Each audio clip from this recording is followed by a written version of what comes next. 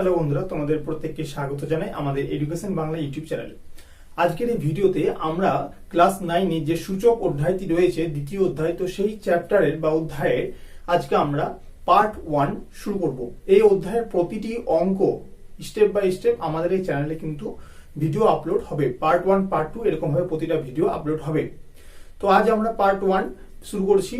তো এই পার্ট 1-এ আমরা সূচকের শুরু থেকে একদম শুরু করব, অর্থাৎ কি না বেসিক থেকে একদম শুরু করব। কাজেই ভিডিওটি তোমরা কিন্তু স্কিপ না করে প্রথম থেকে শেষ পর্যন্ত সম্পূর্ণটাই দেখবে। আশা করছি তোমাদের ভিডিওটি ভালো লাগবে এবং তোমরা উপকৃত হবে। যদি ভিডিওটি ভালো লেগে থাকে তাহলে অতি অবশ্যই কিন্তু একটা লাইক করে দেবে আর চ্যানেলটিকে সাবস্ক্রাইব করতে একেবারেই ভুলবে না। তো চলো বন্ধুরা, ভিডিওটি শুরু করা যাক।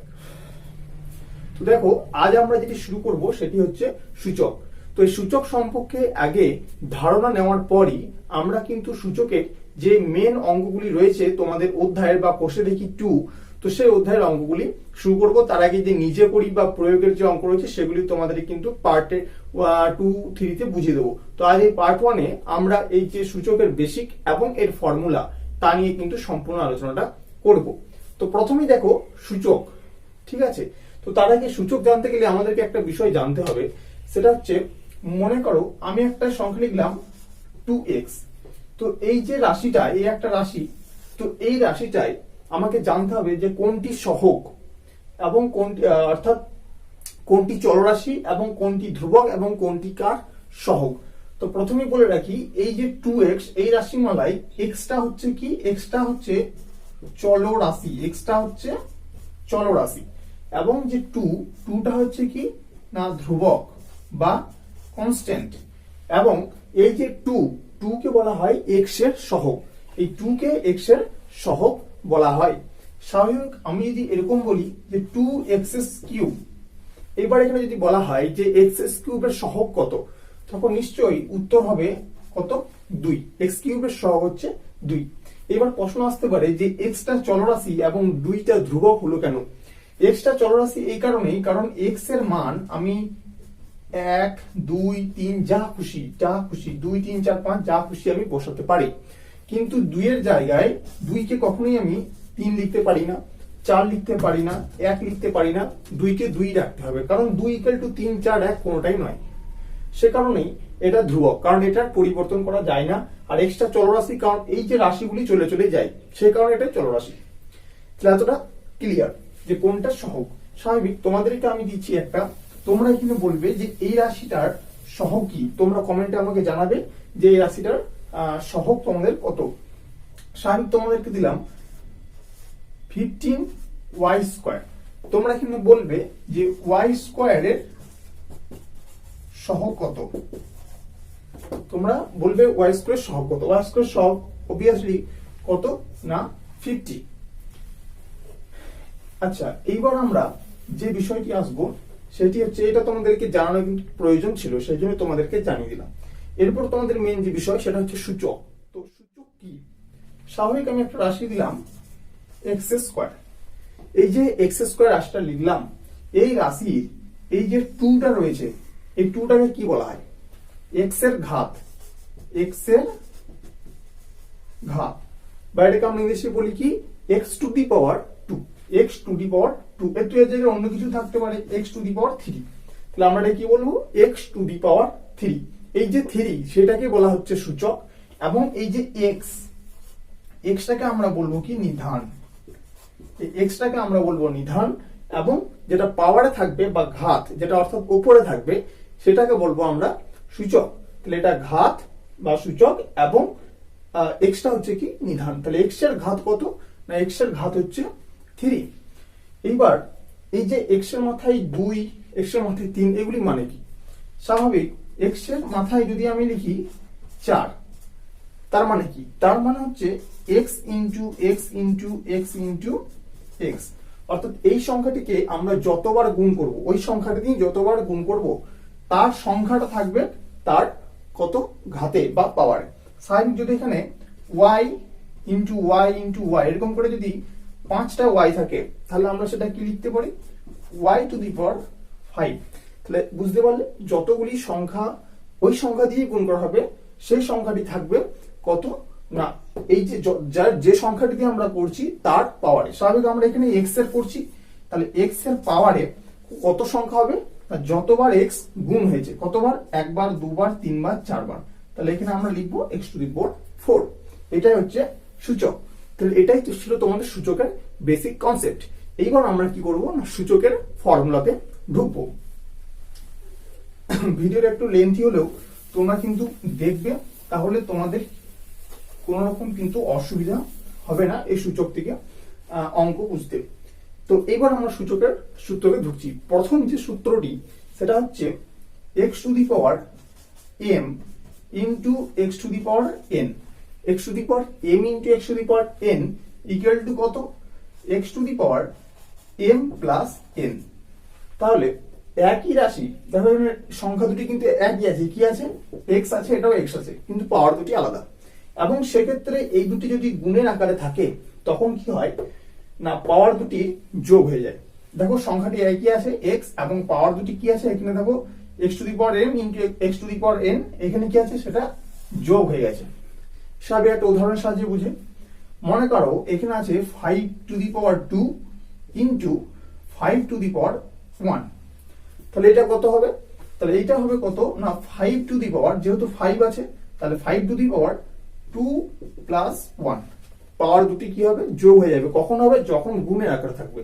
তাহলে 2 প্লাস 1 ইকুয়াল টু কত হবে 5 এর কিউব, অর্থাৎ 2 প্লাস 1 মানে 3, 5 এর কিউব।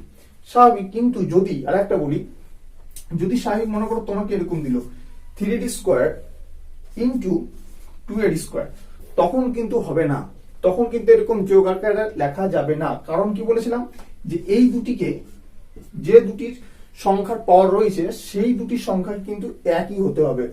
স্বাভাবিক এখানে 3 রয়েছে কিন্তু এখানে 2 রয়েছে, 3 নট ইকুয়াল টু 2, তাহলে কিন্তু এটা হবে না। 3 আর 2 যদি দুটি একই হতো বা 3 3 হতো বা 2 2 হতো তাহলে এটা সম্ভব হতো, যেহেতু নয় 3 আর 2 তাই এটা হবে না। তাহলে আমাকে মনে রাখতে হবে কি x to the power m into x to the power n equal to x to the power m plus n। এটা গেল আমাদের প্রথম সূত্র।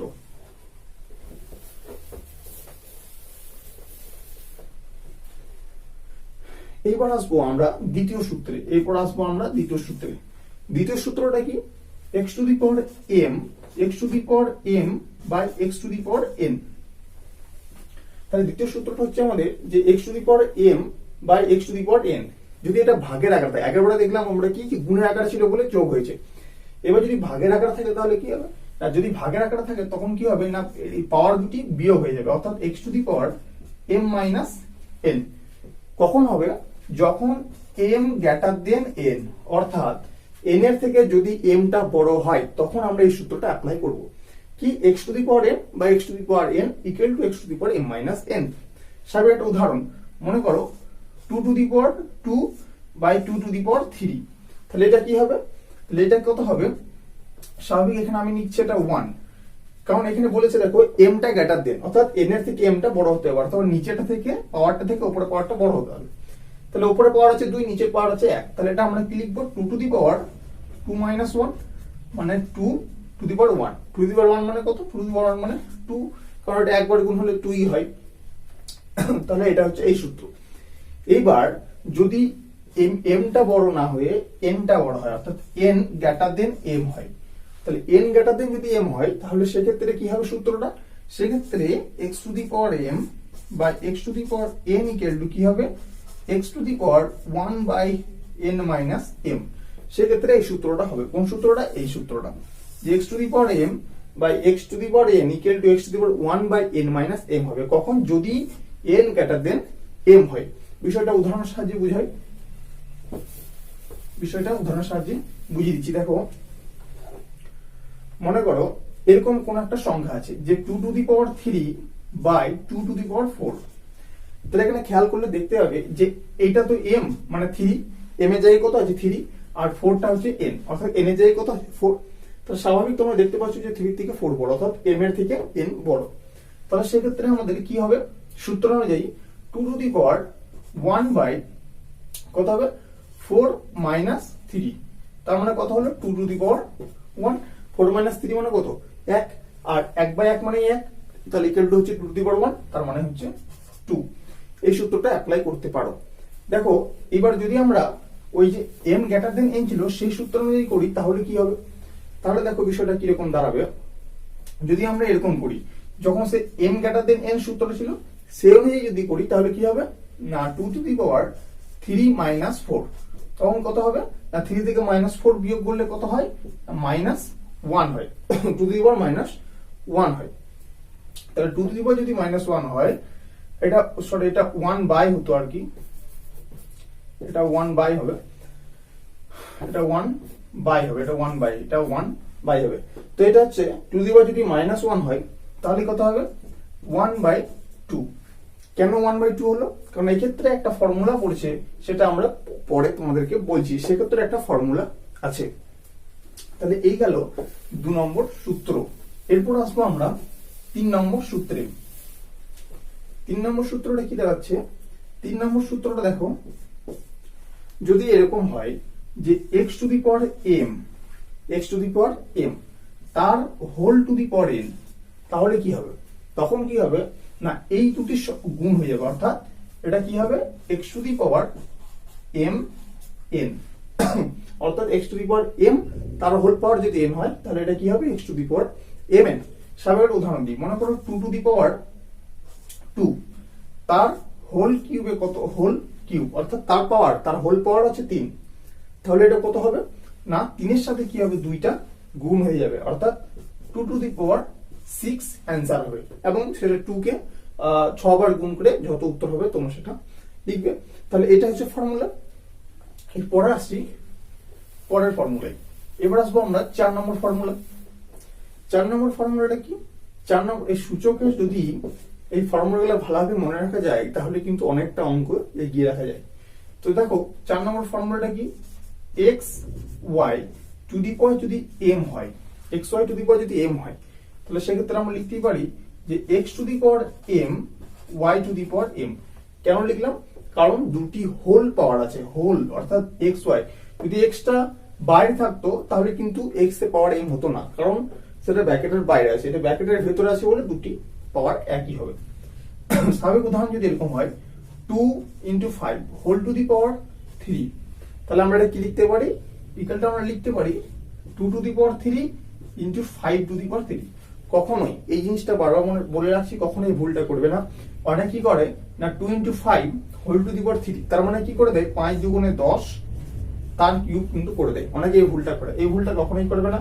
এই সূত্র অনুযায়ী কিন্তু কি হয় না 2 এর কিউব ইন্টু 5 এর কিউব, অর্থাৎ পৃথক পৃথক ভাবে বার করার পর যেটা তোমাদের বেরোবে সেটা 8 ইন্টু 125, যেটা তোমাদের বেরোবে সেটা উত্তর করে লিখবে, কিন্তু কখনো এরকম করবে না ভেতর দুটোকে গুণ করার পর পাওয়ার যদি লিখো তাহলে সেটা কিন্তু টোটালি ভুল।